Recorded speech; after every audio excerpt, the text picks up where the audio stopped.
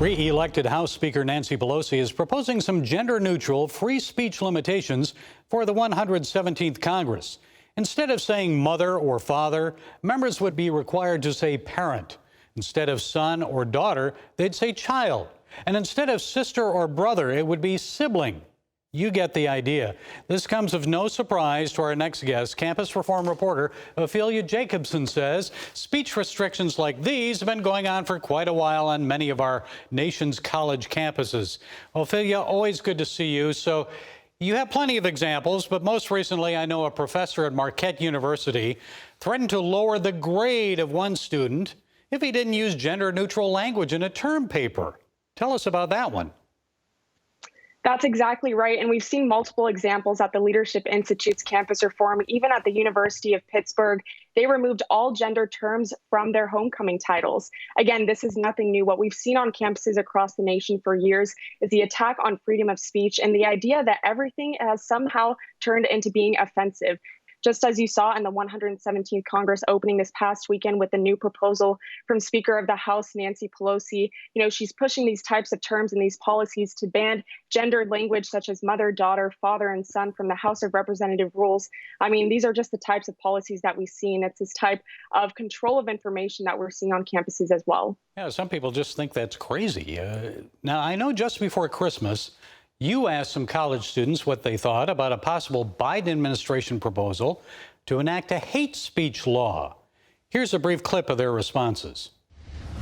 Biden coming out with that would definitely be beneficial with kind of setting a boundary and saying this is what we will protect and won't protect. Who would actually be in charge of figuring out what is and isn't hate speech then? I don't. His team, I'm guessing. A recent Gallup survey actually showed that a majority of college students would be okay with their colleges creating hate speech laws and kind of prohibiting hate speech on campus. What do you guys think of this? Should colleges have that role?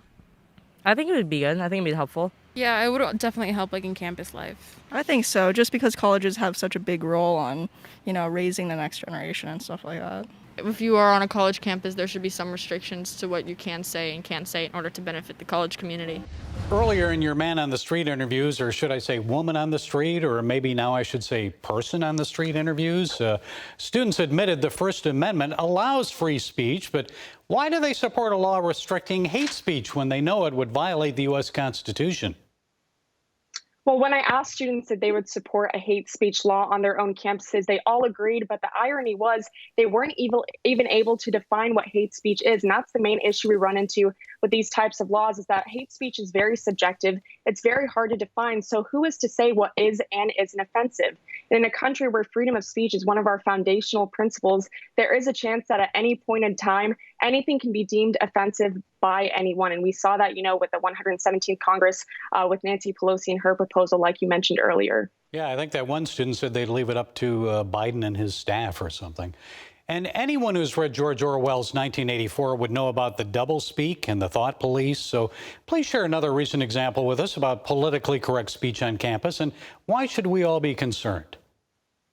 Well, it's concerning that the trends and characteristics of a supposedly fictional book, 1984, are coming to life on our college campuses. And perhaps the most striking example is the idea that 2 + 2 = 5. In the book 1984, this is promoted by the government to try and control the way that their citizens think. And we're seeing the same thing happen on our college campuses with this exact idea. Professors at Brooklyn College, at Harvard University, and the University of Illinois all actively, supported the idea that 2 + 2 = 5. And they even said that math is racist. This is absurd. I mean, math is about numbers and logic. It always has been. Even 5-year-olds know that 2 + 2 = 4. So again, it's just another example of how these professors are trying to control the way their students think. And we saw this happen in the fictional book of 1984. Yes, if you tell a lie often enough, it becomes a truth, or at least people believe it's a truth. Okay, Ophelie Jacobson, are you back now at the University of Florida in Gainesville?